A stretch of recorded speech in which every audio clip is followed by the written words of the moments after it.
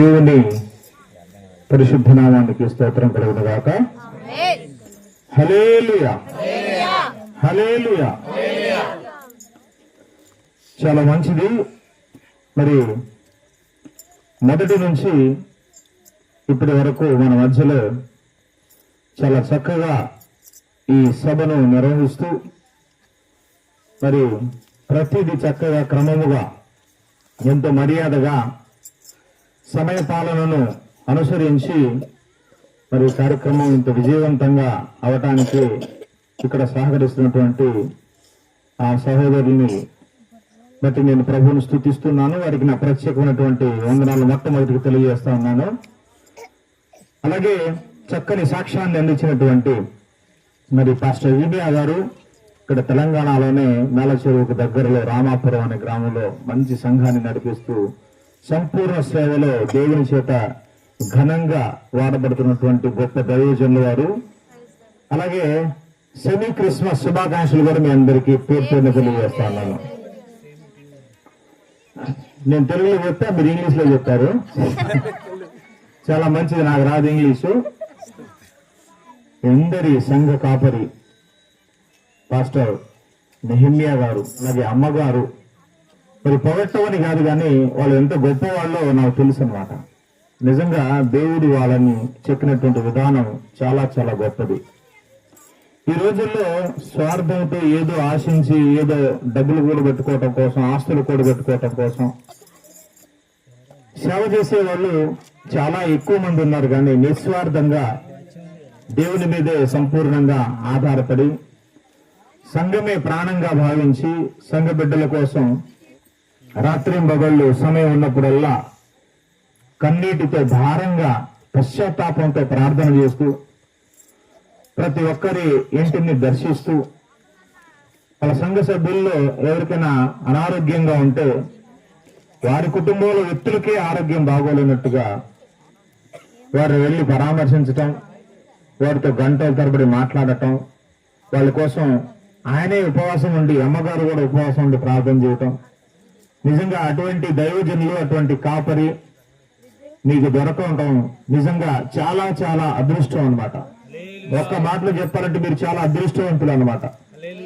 అలాంటి వారు మీకు కాపరిగా ఉండటం, అలా నిష్ట కలిగినటువంటి వారు, నిస్వార్థపరులైనటువంటి సేవ అనుభవం కలిగినటువంటి వారు, ప్రార్థనా పరులు, మంచి ఆరాధన చేయగలిగినటువంటి వారు, గంటల తరబడి ఉదయాన్నే లేచి ప్రార్థన చేయగలిగినటువంటి వారు, అటువంటి వారి ప్రేమను మీరు రుచి చూడటం, వారి కాపరిత్వంలో మీరు దేవునిలో ఆత్మీయతలు ఎదగటం నిజంగా చాలా చాలా గొప్ప సంగతి అన్నమాట. అలాంటి అవకాశం అరుదుగా కొంతమందికి వస్తూ ఉంటుంది అన్నమాట. నిజంగా మీకు ఒక విషయాన్ని ఈ సందర్భంలో నేను గుర్తు చేయాలి. ఏంటంటే మీరు ఇంటికి వెళ్ళి చదవండి. 2వ దినవృత్తాంతముల గ్రంథం 9వ అధ్యాయంలో మనం చూస్తే సొలొమోను రాజు దగ్గరికి షేబా దేశపు రాణి వస్తుంది. షేబా దేశపు రాణి వచ్చి సాధారణంగా ఎందుకు వస్తుంది అని అంటే సొలొమోను రాజు గురించి చాలా విషయాలు ఆమె విన్నది. వాళ్ళ దేశంలో ఫలానా దేశంలో, ఇజ్రాయెల్ దేశంలో, యెరూషలేములో ఇజ్రాయెల్ని పరిపాలిస్తున్నటువంటి ఒకనొక రాజు ఉన్నాడు. ఆయన పేరు సొలొమోను. ఆయన ఎంత మహాజ్ఞాని అంటే ప్రపంచ దేశాల్లో ఉన్న ప్రతి వ్యక్తి అతని గురించి మాట్లాడుకోవటమే. ఆయన రాసినటువంటి పాటలు కానివచ్చు, ఆయన చెప్పినటువంటి సామెతలు కానివ్వండి, ఆయన చెప్పినటువంటి ఆ వృక్షశాస్త్రం గురించి, జంతు శాస్త్రం గురించి, ఆయన చెప్పిన ప్రతిదీ, ఆయన చెప్పే సామెతలు, ఆయన చెప్పే తీర్పులు ఎంత అద్భుతంగా ఉన్నాయనంటే అది దేశాల్లో ఉన్నటువంటి రాజుల మనస్సులను కదిలించేసాయి అన్నమాట. అంత మహాజ్ఞాని ఇజ్రాయెల్ దేశంలో రాజుగా ఉంటున్నాడా? నేను బ్రతకుండగానే ఒక్కసారి ఆయన ముఖ దర్శనం చేసుకోవాలి, ఆయనతో నేను మాట్లాడాలని ఆ షేబా దేశపు రాణి తన పరివారంతో కానుకలు అవన్నీ తీసుకుని ఇజ్రాయెల్ దేశానికి ఒంటరినెక్కి వచ్చిందనమాట. ఆ రోజుల్లో అక్కడికి వచ్చి సొలొమోను యొక్క నగరిని, ఆ రాజ్యాన్ని చూసి, ఆయన మాటలను చూసి, ఆయన గురించి ప్రజలు మాట్లాడుకోవటం చూసి, ఇదంతా చూసిన తర్వాత సొలొమోనుతో ఒక మాట చెప్పింది. ఏంటి తెలుసా? నీ గురించి నేను విన్నది చాలా తక్కువ శాతమే, కానీ ఇక్కడికి వచ్చిన తర్వాత, చూసిన తర్వాత నాకు అర్థమైంది నీ గురించి నాకు చాలా తక్కువ చెప్పారు, చెప్పాల్సింది చాలా ఉంది, ఎంత గొప్పవాడివి నువ్వు అని చెప్పారనమాట. దేవుని నామానికి స్తోత్రం కలుగును గాక. ఇంకో మాట చెప్పింది, అసలైన మాట. దీనికోసమే ఈ స్టోరీ అని చెప్పాను నేను. ఏం చెప్పారంటే, ఎల్లప్పుడూ నీ సముఖంలో ఉండి నీ జ్ఞానపు మాటలు వింటున్నటువంటి నీ సేవకులు ఎంత భాగ్యవంతులు, వారి భాగ్యం ఎంత గొప్పది. నేనైతే 1 రోజు 2 రోజులు ఉండి వెళ్ళిపోతాను, కానీ వాళ్ళు మాత్రం నీ సముఖంలో ఎల్లప్పుడు ఉంటూ నీ చెప్పి తీయని జ్ఞానయుక్తమైన మాటలు ఉంటారు. వాళ్ళెంత అదృష్టవంతులు. అసలు అదృష్టం అంటే నాది కాదండి, ఏది. నిజంగా నేను చెప్తున్నాను, అలాంటి దైవజనులు మీకు ఉండటం నిజంగా మీరు ఎంత అదృష్టవంతులు. ఒకటైతే నేను చెప్పగలను, వాళ్ళు పరలోకానికి వెళ్ళటం కాదు, మిమ్మల్ని అందరినీ ఈడ్చుకొని పోయిందాక వాడు విడిచిపెట్టరు. మిమ్మల్ని అందరినీ కట్టగట్టుకొని పరలోకానికి నడిపించటమే వారి జీవిత లక్ష్యంగా పనిచేస్తారు. అటువంటి గొప్ప దైవజనులు, నిజంగా వారిని బట్టి నేను ప్రభువుని స్తుతిస్తున్నాను. వారు ఇంకా మంచి ఆయురారోగ్యాలు కలిగి ఇంకా ఎంతగానో విస్తారమైనటువంటి సేవ వాళ్ళు జరిగించాలని నేను మనస్ఫూర్తిగా కోరుకుంటా ఉన్నాను అన్నమాట. చాలా సంతోషం. మరి ఇప్పుడు అసలు విషయాలకు వచ్చేస్తున్నాం. ఈ రోజు మనం ఏం జరుపుకుంటాం చెప్పండి. అంటే ఏంటి చెప్పండి, మన సరళమైన భాషలో, వ్యవహారిక భాషలో చెప్పండి. యేసుక్రీస్తు ప్రభు అని పుట్టినరోజు. సూపర్ చెప్పింది అక్క. అయితే యేసుక్రీస్తు ప్రభు వారి పుట్టినరోజు మనం జరుపుకుంటున్నాం, ముందుగానే జరుపుకుంటున్నాం. ఇది చాలా క్లారిటీ ఇచ్చింది అక్క. మామూలుగా అందరు కలిసి చేసుకునేది ఎప్పుడు? డిసెంబరు 25వ తారీఖు. కానీ ఈ నెలంతా చేసుకుంటాం మనం. అయితే యేసు ప్రభు వారు పుట్టినరోజు జరుపుకుంటున్నందుకు ఏ దేశంలో జరుపుకుంటున్నారో తెలుసా? యేసు ప్రభు వారి పుట్టినరోజు ప్రపంచంలో ఆరిన నేల మీద మనుషులు సంచరిస్తున్నటువంటి ప్రతి జాతిలో, ప్రతి వర్గములో, ప్రతి దేశంలో కూడా యేసు ప్రభు వారి యొక్క పుట్టినరోజును జరుపుకుంటున్నారు. ఎంత గొప్ప సంగతి. మన పుట్టినరోజు మన పక్కింటి వాళ్ళు చేస్తారా? మనోళ్ళు కూడా మర్చిపోతారు ఒక్కోసారి. మనం గుర్తు చేయదు. రేపు మన పిల్లలు గుర్తు చేస్తారు. రేపు ఏంటో తెలుసా? నా పుట్టినరోజు అని వాళ్ళు గుర్తు చేస్తారు. అంటే మన పుట్టినరోజుకి అంత పెద్ద గొప్ప సంగతి, ప్రాధాన్యత ఉందన్నమాట. మరి ఆయన పుట్టినరోజు ఈ దేశంలో ఎవరి పుట్టినరోజైనా ప్రపంచంలో ఉన్న అన్ని దేశాలు, అన్ని వర్గాల ప్రజలు చేసుకుంటారా? అన్ని కుల మతాలకు అతీతంగా అందరూ చేసుకుంటారా? ఎవరు చేసుకోరు. ఆయన పుట్టినరోజును మాత్రమే చేసుకుంటారు. ఆయన పుట్టినరోజును బట్టి ప్రపంచంలో ఆనందించే వాళ్ళు కోట్ల మంది ఉంటే, అది గిట్టని వాళ్ళు, అసూయపరులు కూడా భూమి మీద ఉన్నారు అనే విషయం మీకు తెలుసా? ఎందుకు అసూయ అంటే అన్ని దేశాలలో ఉన్న అందరు ప్రజలు జరుపుకోవటం ఇష్టం లేదు. ఇదేంటి, ఆయన ఒక్కడికే ఈ ప్రత్యేకత ఏంది? పక్కనోడు, మన పక్కనే ఉన్నవాళ్ళు బాగా ఎదిగిపోతా ఉంటే, ఆస్తులు సంపాదించుకుంటా ఉంటే, పచ్చగా వాళ్ళ సంసార జీవితం ఎలాంటి గొడవలు లేకుండా ఉంటే మనకి ఎట్లా ఉంటుంది? మాకు కొంచెం ఈర్ష్య పట్టింది కదా. అలాగే ఈయన ఒక్కడే ఏంటి ప్రత్యేకత? ఈయనకు ఒక్కడికే ఏంటి ప్రపంచ దేశంలో ఉన్న అన్ని వర్గాల ప్రజలు ఇంత ఘనంగా జరుపుకుంటున్నారు అని ఈర్ష్యతో ఆయన పుట్టుకను కూడా వివాదంగా మార్చేశారు. ఆయన పుట్టుకను కూడా వివాదం. అసలు యేసయ్య జీవితాన్ని వివాదంగా మార్చేశారు.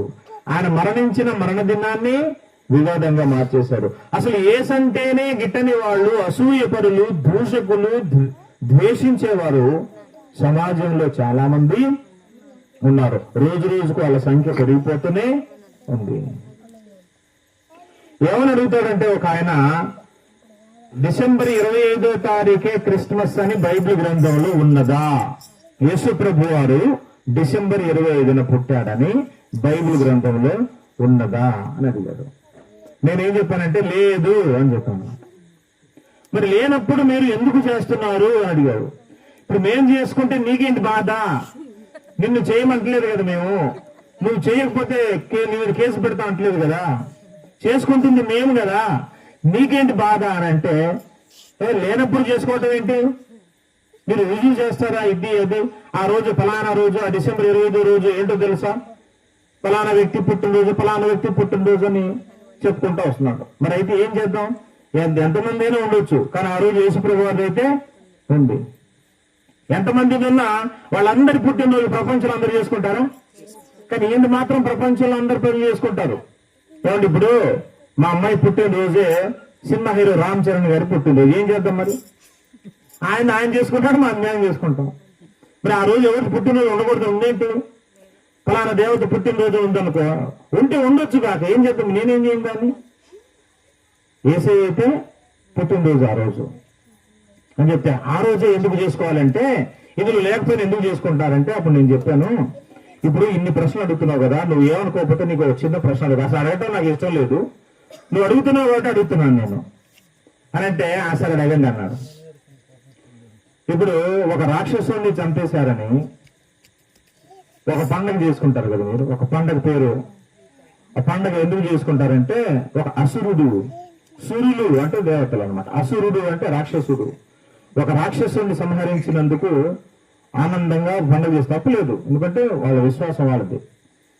అయితే అది చేసుకుంటున్నారు కదా, అది సంవత్సరంలో ఒకసారి వస్తుంది కదా, ఆ రోజున ఆయన్ని సంహరించాడని పండుగ చేసుకున్నారు కదా.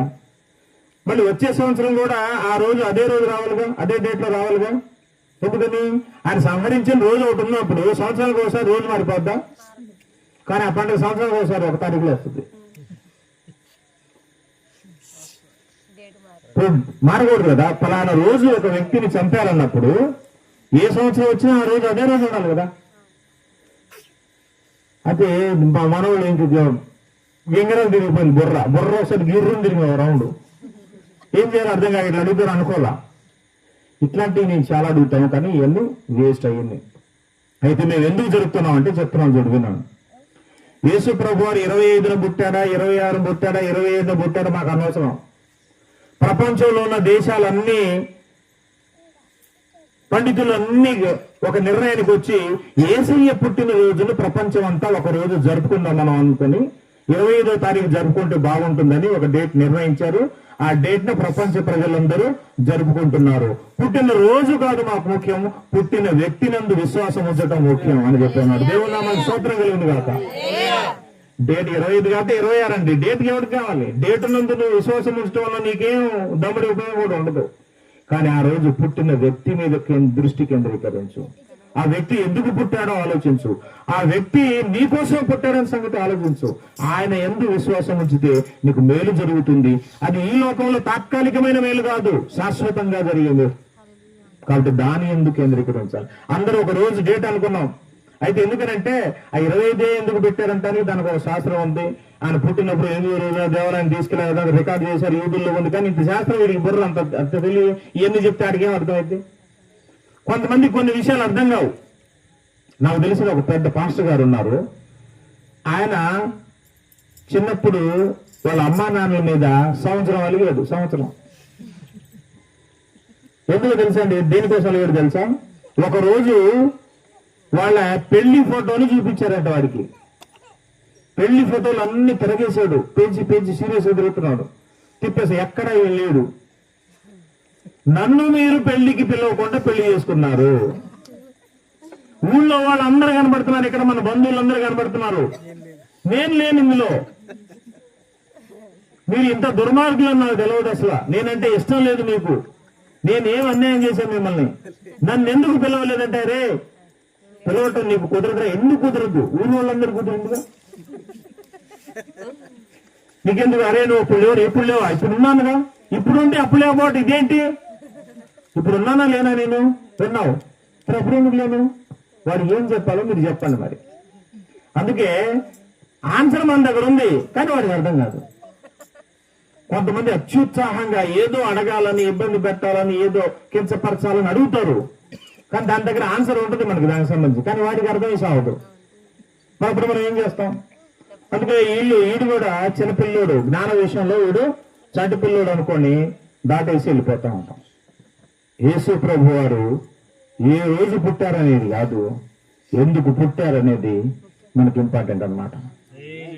కాబట్టి యేసు ప్రభు వారు మరి పుట్టాడు మన కోసమే, మన కోసం రక్తం కార్చాడు.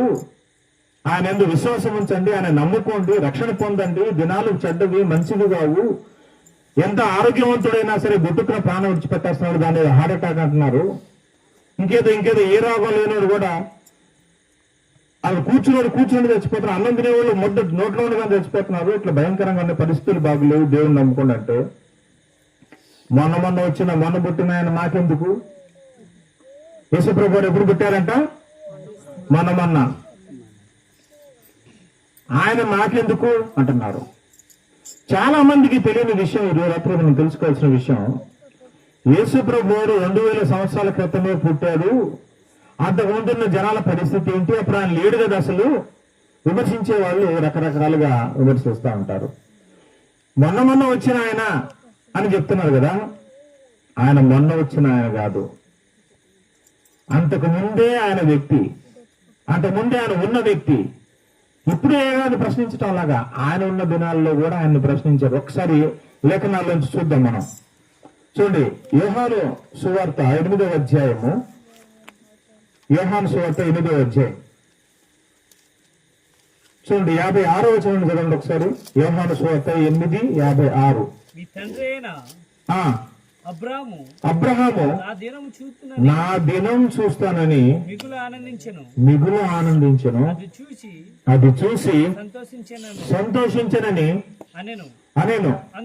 అందుకు యూదులు నీకింకా 50 సంవత్సరాలు కూడా లేవే, నువ్వు అబ్రహాము మా తండ్రి అయిన అబ్రహాము చూసావా అని ఆయనతో చెప్పగా, యేసు అబ్రహాము పుట్టక ముందే నేనున్నాను అన్నాడు. దేవుని నామమునకు స్తోత్రం కలుగును గాక. అబ్రహాము కంటే ముందే నేనున్నాను. నా దినములు మనుష్య కుమారు దినాల్లో ఒక దినాన్ని చూడాలని అబ్రహాము ఎంతగానో ఆశపడ్డాడు. ఆయన ఆశపడి ఆ దినాన్ని చూశాడు అని చెప్తుంటే, నీకింకా తిప్పి కొడితే 50 సంవత్సరాలు కూడా లేవు, నువ్వు మనమాటోడివి, నువ్వు మనబుట్టుడివి, మరియమ్మ గర్భంలో నువ్వు వడ్లవాని కుమారుడివి, మాకెందుకు తెలియదు, నీకు 50 సంవత్సరాలు కూడా లేవు. ఆ టైంకి అబ్రహాం పుట్టి 2000 సంవత్సరాలు, క్రీస్తు పూర్వం 2000 సంవత్సరాలు. కానీ యేసుప్రభు వారు అంటున్నారు, మొన్న పుట్టడం కాదయ్యా, మీకు ఇదే తెలుసు. మీరు తెలుసుకోవాల్సిన సంగతి ఏంటంటే, అబ్రహాము పుట్టక ముందే, అంటే 2000 సంవత్సరాల క్రితమే, అప్పటికే నేనున్నాను అని చెప్తున్నాడు ఆయన. అబ్రహాం పుట్టక ముందే ఆయన, అసలు అబ్రహాము పుట్టక ముందే కాదు, అసలు ఈ విశ్వం పుట్టక ముందే ఆయన ఉన్నాడు అనమాట.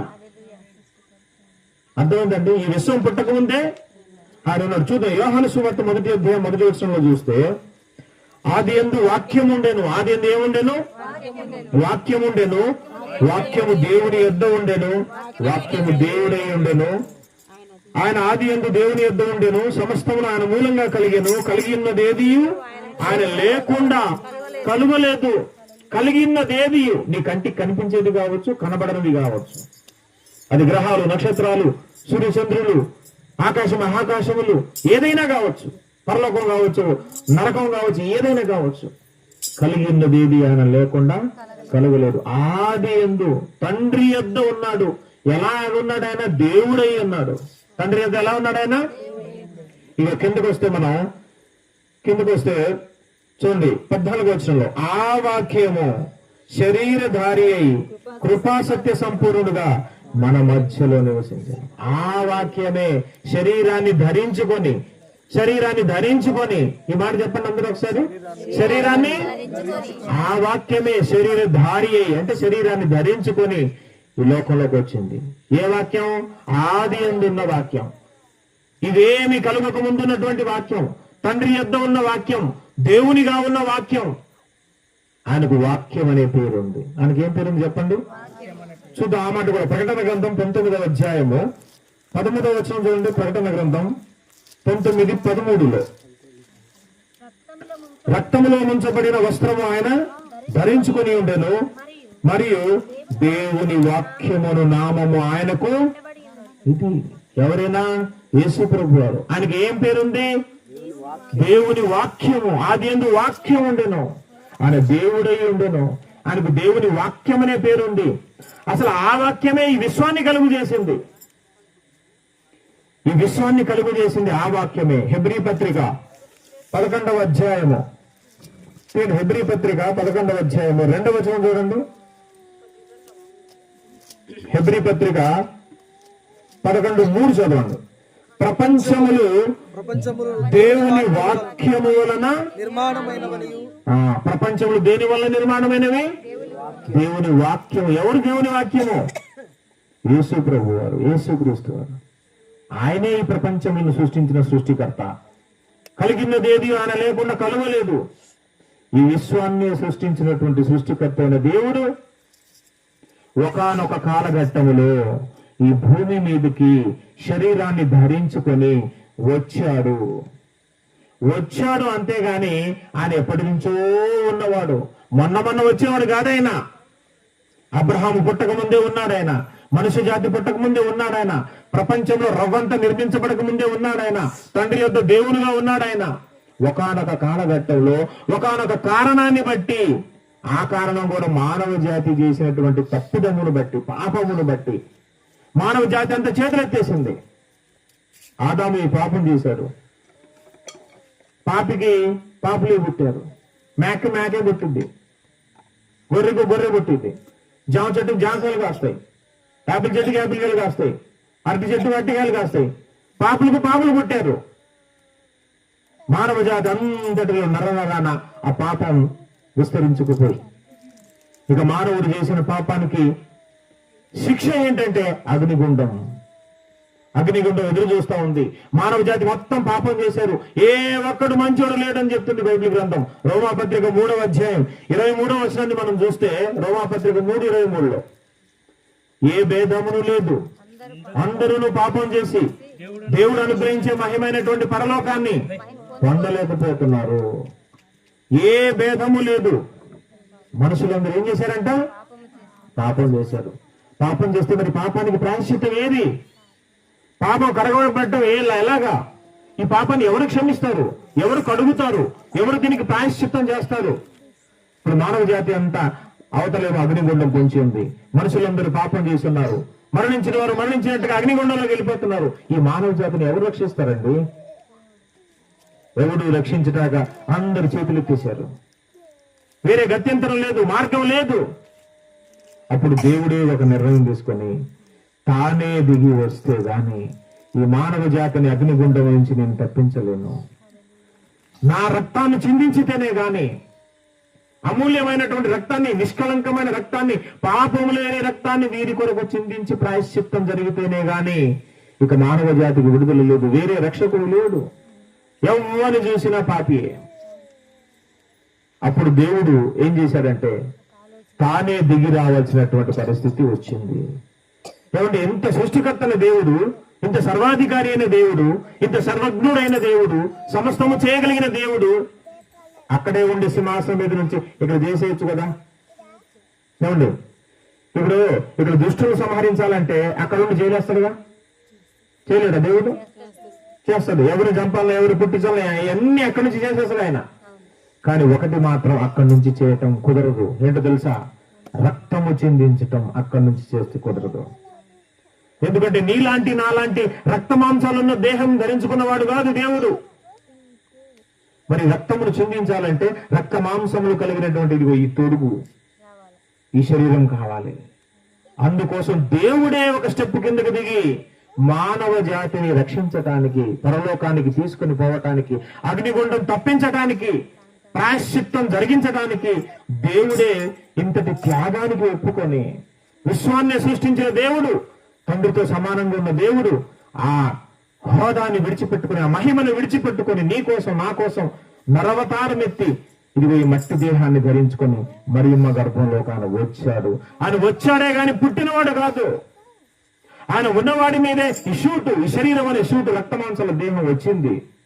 చూడండి, హెబ్రీ పత్రిక 10వ అధ్యాయము 5వ వచనం చూడండి ఒకసారి. హెబ్రీ పత్రిక 10వ అధ్యాయము 5వ వచనం. కాబట్టి ఆయన ఈ లోకమందు ప్రవేశించినప్పుడు, ఈ లోకంలో ఏం చేశాడంటే ఆయన ప్రవేశించాడు. ఈ లోకంలో ప్రవేశించినప్పుడు ఎలా చెప్తున్నాడు? బలియు అర్పణయు నీవు కోరలేదు గాని నాకొక శరీరమును అమర్చితివి. కాబట్టి శరీరాన్ని ఏం చేశారంట? అమర్చారు. బయట నుంచి పిచ్చి వాళ్ళు, అసూయపరులు, దూషకులు, ద్వేషకులు పైన ధరించుకున్న అమర్చబడిన సూటు చూస్తున్నారు. లోపల ఉన్న వ్యక్తి ఆయన కాదు. లోపల ఉన్న వ్యక్తిని చూడట్లేదు నువ్వు. నీకు అర్థం అవడం కోసం సరళమైన భాషలో అప్పుడప్పుడు తిరణాలు జరుగుతున్నప్పుడు పులి వేషం వేసుకుంటారు. అప్పుడు తెలుసా, పులి వేషం వేసుకోలేదు. చూడలేదండి మీరు ఎప్పుడు? పులి కాబట్టి నక్క, కుక్క, ఏదైనా కానీ ఏదో ఒక ఆకారం అయితే ధరించుకున్న వాళ్ళు చూసారా? ఇప్పుడు అప్పుడప్పుడు పెద్ద పెద్ద ఫంక్షన్స్ లో పెద్ద పెద్ద బొమ్మలు వేసుకునే వాళ్ళు కూడా ఉంటారు. ఎంత పెద్ద మనిషి ఉంటాయి, ఎంత బొగ్గలు ఉంటాయి. చూడలేదండి మీరు? ఇంత విచిత్రంగా చూస్తున్నారు. కానీ బయట ఆ వ్యక్తి వేరు, లోపల వ్యక్తి వేరు. అవునా కదా?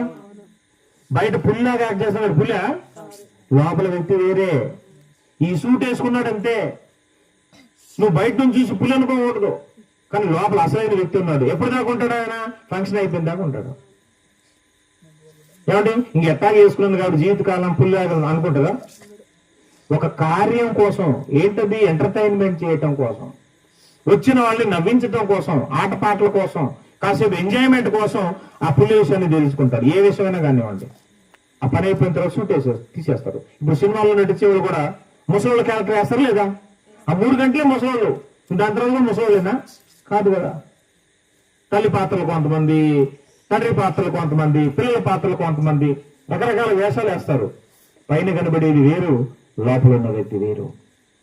యేసు ప్రభువారు ఈ లోకానికి ఈ శరీరాన్ని ధరించుకొని వచ్చాడు. నువ్వు శరీరాన్ని చూస్తున్నావు, కానీ లోపల ఉన్న వ్యక్తి ఎప్పటి నుంచో ఉన్న వ్యక్తి, దేవుడై ఉన్న వ్యక్తి, విశ్వాన్ని సృష్టించిన వ్యక్తి ఆయన, దేవుడు ఆయన.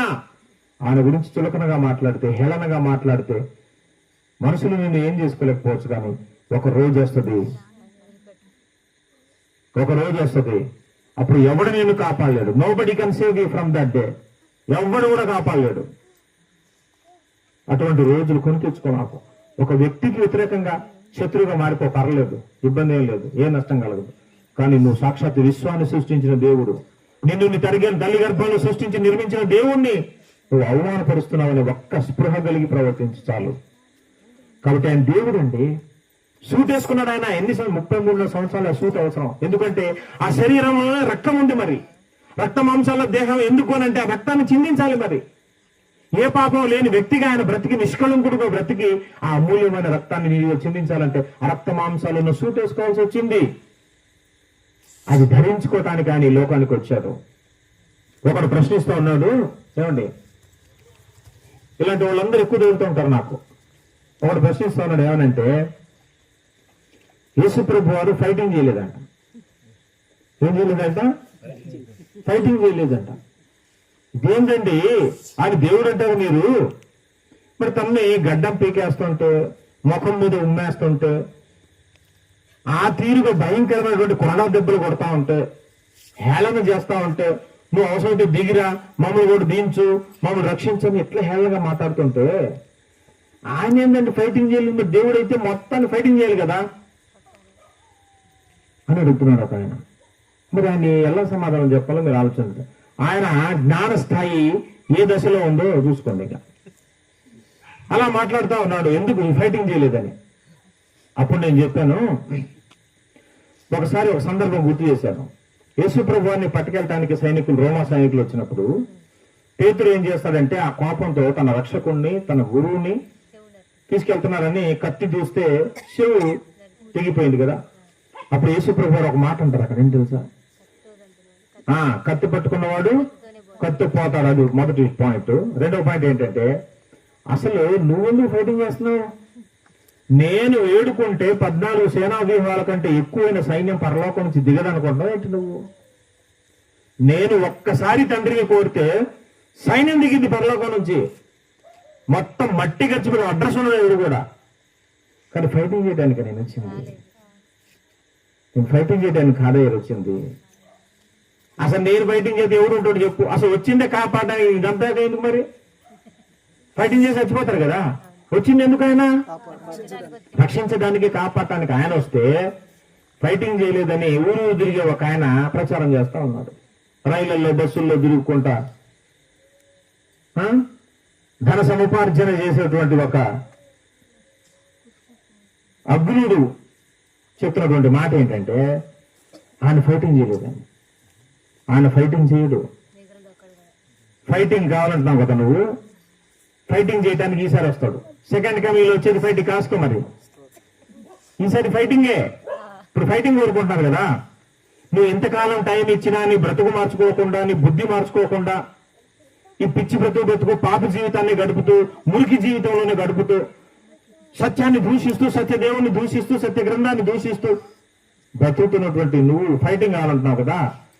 నీ మారు మనసు పొందకపోతే రెండోసారి వచ్చింది కొరడా జులిపించడానికి ఫైటింగ్ చేయి. ఆయన ఫైటింగ్ ఏంటో చూద్దు కానీ అప్పుడు దేవుడి వల్ల దేవుడు మీ ఆయుష్ పొడిగించుగాక. విరోధులకు చెప్తున్నాను, మీరు వేసే రాకడ బతుకొండాలి, ఆ ఫైటింగ్ చూడాలని నేను కోరుకుంటున్నాను.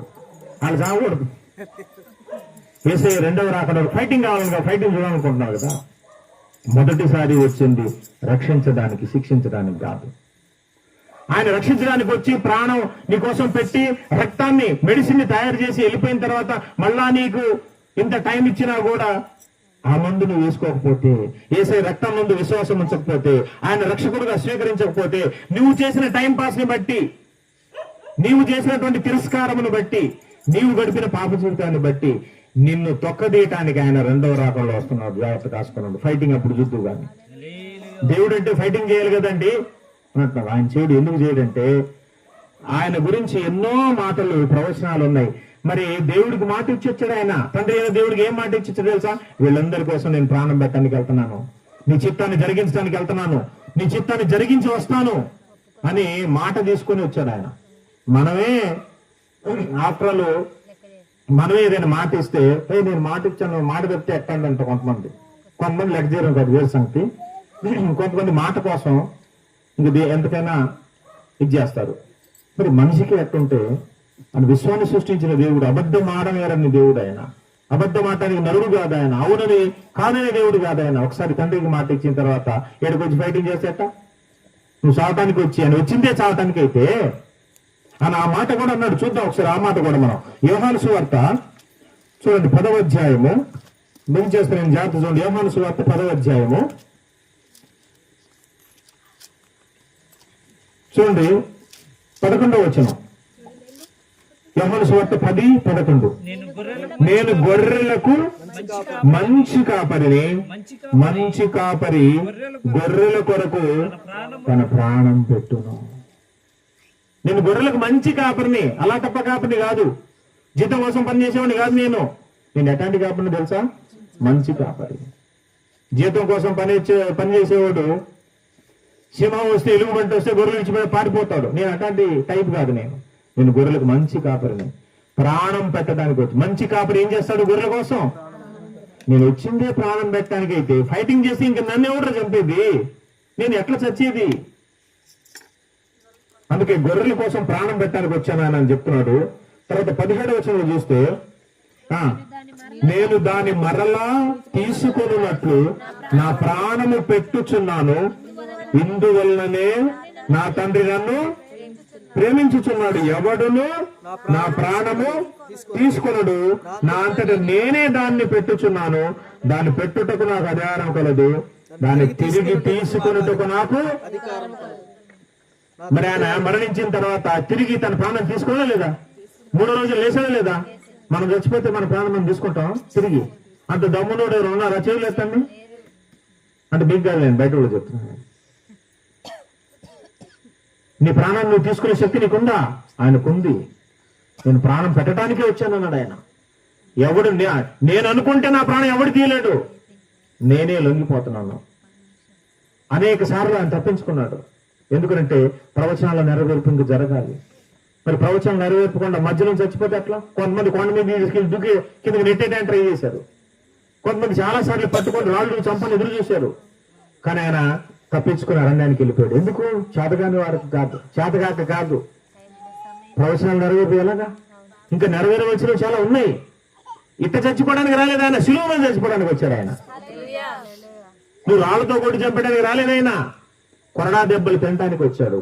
శిలువ మీద పలకవలసిన 7 మాటలు పలకాల్సినవి ఉన్నాయి. అవన్నీ ప్రవచనాలు ఉన్నాయి. అవన్నీ ఎట్లా నెరవేర్చాం మరి? అందుకు తప్పించుకున్నాడు తప్ప చేతగాక కాదు. అన్ని నెరవేరిన తర్వాత ఏమన్నాడు తెలుసా? మీరు ఎదుగుతుంది నన్నే కదా, ఆ వ్యక్తిని నేను ఇది పట్టేసుకుని అన్నాడు. అది హీరోయిజం అంటే. ఇప్పుడు ఎదుగుతున్న వ్యక్తి నేనే పట్టేసుకోండి అన్నాడు ఆయన. ఆయన గురించి ప్రవచనాలు ఏముంది ఒకసారి చూద్దాం. యెషయా గ్రంథం 53వ అధ్యాయంలో చూడండి ఒకసారి. యెషయా గ్రంథం 53వ అధ్యాయము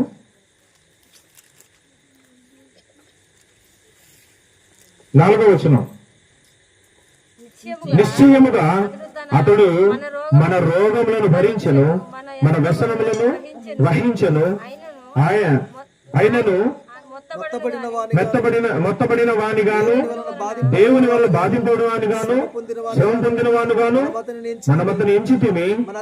మన అతిక్రమ క్రియలను బట్టి అతడు గాయపరచబడెను, మన దోషములను బట్టి నలుగగొట్టబడెను, మన సమాధానార్థమైన శిక్ష అతని మీద పడెను, అతడు పొందిన దెబ్బల చేత మనకు స్వస్థత కలుగుతున్నది. మనమందరము గొర్రెల వలె త్రోవ తప్పిపోతుంది, మనలో ప్రతివాడు తనకిష్టమైన త్రోవకు తొలగెను. యెహోవా మనందరి దోషములు అతని మీద మోపెను, అతడు దౌర్జన్యము నొందెను, బాధింపబడినది నోరు తెరవలేదు.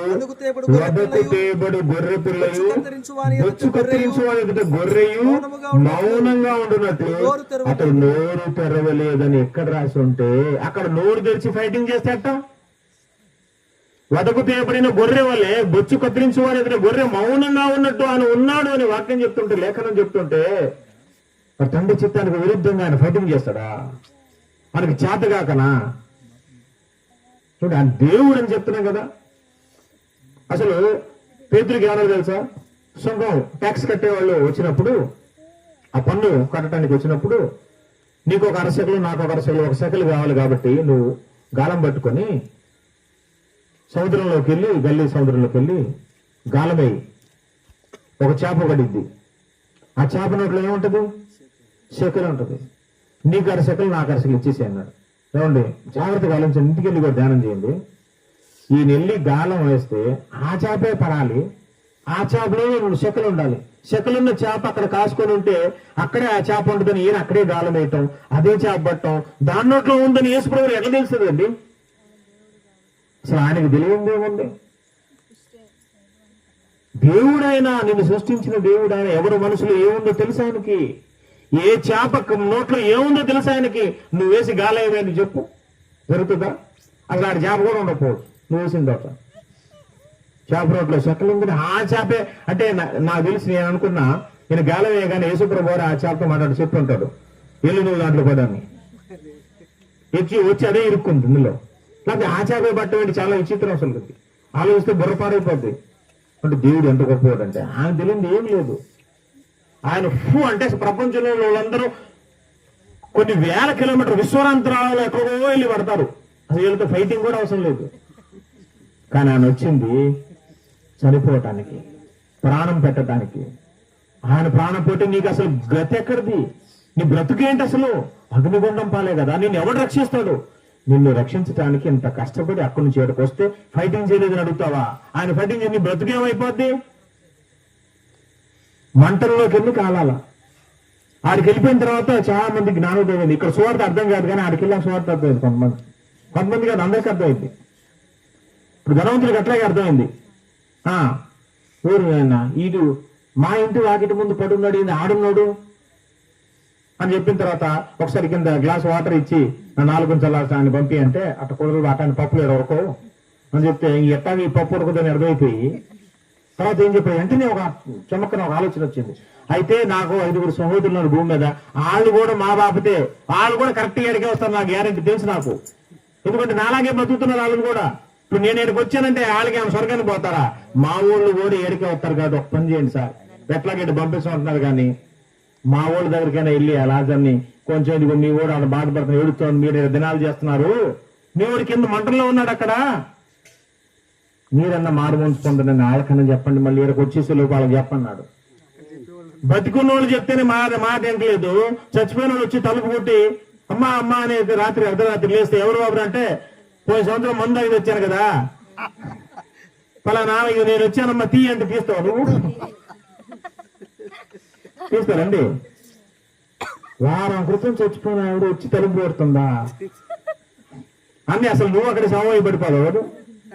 బతికున్నోళ్ళు ఇంత కష్టపడి ఇది చేస్తుంటేనే నమ్మట్లేదు, నమ్మనోడు చచ్చిపోయినోడు వచ్చి చెప్తున్నాం కదా, ఇట్లాంటి పప్పులు ఉడకో బాబు అని చెప్పేస్తే ఇంకా నోరు మూసుకుని అమ్మంటే నా బతికి ఇదే అడ్రస్, నా పర్మనెంట్ అడ్రస్ ఇదే అనుకున్నాడు. ఇక అలవాటు అయిపోయింది. ఇక కేకలు వేయటం, పళ్ళు కొరకటం, రెండే పనులు అంట అక్కడ. ఒకటి ఏడవటం, రెండోది పళ్ళు కొరకటం. మీరు ఇంటికి వెళ్ళి ప్రాక్టీస్ చేయండి ఒకసారి. ఏడుస్తూ పళ్ళు కొరికితే ఎట్లా ఉంటది? తలుపులు వేసుకొని గట్టి గట్టిగా అరుస్తూ ఎగురాలి. మళ్ళీ ఎగరా కింద మంట కదా, ఎగురుతూ ఈ 3 యాక్టివిటీస్ ఒకేసారి జరగాల. ఎగురుతా ఉండాలా, కేకలు పెడతా ఏడుస్తా ఉండాలా, పళ్ళు కొరుకుతా ఉండాలి. ఒకసారి రండి, పంపు తీసి ఒకళ్ళు అట్టే వెళ్తే ముందే ప్రాక్టీస్ కోసం. కామాడికి వెళ్ళొద్దాం మీరు, మనం ఎవరు వెళ్ళాం. అయ్యగారు ఇక్కడ ఉంటే మిమ్మల్ని పోనీడు, నాకు తెలుసు. కాబట్టి యేసు ప్రభు వారు వచ్చింది ఫైటింగ్ చేయడానికి కాదు బాబు, నీ కోసం ప్రాణం పెట్టడానికి వచ్చాడు ఆయన. నీకున్నటువంటి పాపాన్ని తీసేసే అవతారం గాని నరుడు గాని ఈ విశ్వంలో ఎవడూ లేడు. ఆ మాట కూడా చివరిగా ఒకసారి చూద్దాం. కీర్తన గ్రంథం 49వ కీర్తన చూడండి ఒకసారి. కీర్తన గ్రంథం 49వ కీర్తన 7వ వచనం. ఎవడును ఏ విధము చేతనైనను తన సహోదరుని విమోచింపలేడు. ఎవడును, ఈ విశ్వంలో ఎవరైనా గాని, ఎవడును ఏ విధం చేతనైనను తన సహోదరుని విమోచించలేడు. వాడు కుళ్ళు చూడక నిత్యము బ్రతుకున్నట్లు వాని నిమిత్తము దేవుని సన్నిధిని ప్రాయశ్చిత్తము చేయగలవాడు ఎవడు లేడు. ఎందుకు లేదంటే వారి ప్రాణ విమోచన ధనము బహు గొప్పది, అది ఎన్నటికి తీరక అట్లా ఉండాల్సిందే. అంత పెద్ద పాపం అది. ఎన్ని మూటల రాసులు ఇచ్చినా కూడా ఆ పాపం నుంచి విడుదల రాదు. ఎవడు ఏ విధంగా రక్షించలేదు. అందుకే గత్యంతరమైనటువంటి మానవ జాతిని రక్షించడానికి యేసుప్రభు వస్తే ఆయన మీద దూషణ మాటలా, ఆయన పుట్టుకను అవమానించటమా, ఆయన జీవిత చరిత్రను అవమానించటమా, ఆయన మరణాన్ని అవమానించటమా? అప్పుడు నీకు రక్షణ ఎలా కలుగుతుంది? నిన్ను రక్షించడానికే వచ్చిన వ్యక్తి నువ్వు హేళన చేస్తే నీకు రక్షణ ఎలా జరుగుతుంది? 1 యోహాను పత్రిక 2వ అధ్యాయము 2వ వచనం చూడండి. 1 యోహాను పత్రిక 2వ అధ్యాయం 2వ వచనం.